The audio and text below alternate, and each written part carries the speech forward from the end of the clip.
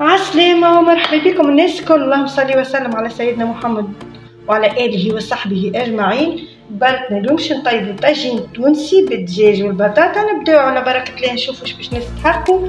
خديت 300 غرام دجاج مزدر، غسلتها وقصيتها جويدة كما تشوفوا، غسلتها بالخل والقارص. راس بصل كبير قصيته جويد، مغرفة كركم كبيرة للتفويح، مغرفة صغيرة ثوم مرحي، مغرفة تابلو كروية، شتر مغرفة صغيرة كليلو زعتر، ربع مغرفة ملح، رشة فلفل أكحل.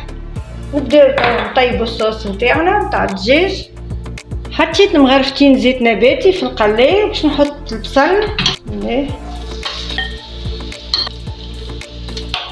معاه الدجاج يتقلى، نخليه دقيقتين يتزبل مع البصل وبعد باش نحط الفاح.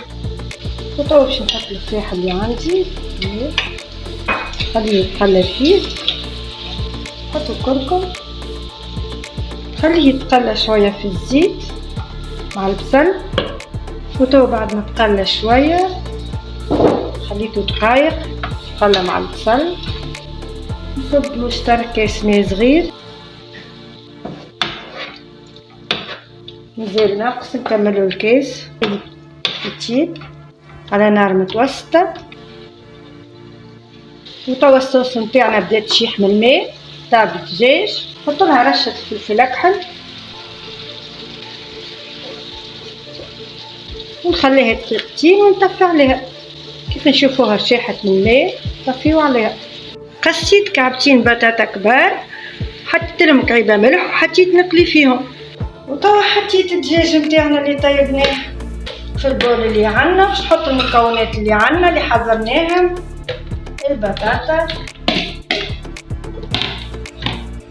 الجبن 200 غرام جبن ربي، المعدنوس ربع ربطة قصيتها جويدة باش نستحق 10 كعبات عظم. خاطر البلاطو متاعي كبير نجمو تعملو اقل.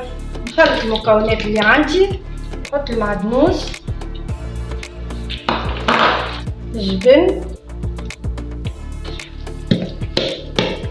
مغرفة صغيرة خميرة تاع جاتو باش يجينا الطاجين متاعنا عالي.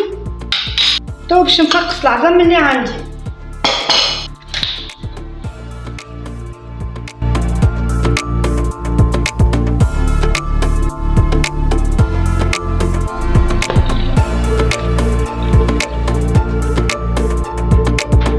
نكمل الكعبتين.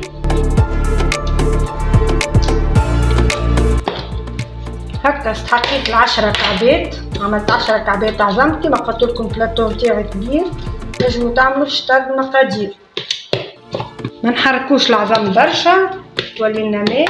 وباش نعمل عصره قارص الطاجين نتاعنا يجينا فاوح وبنين برشا. وتوا عندي البلاطو نتاعي دهنته بالزبده باش ما يشدلناش. باش نصب الخليط اللي عندي بسم الله في البلاطو.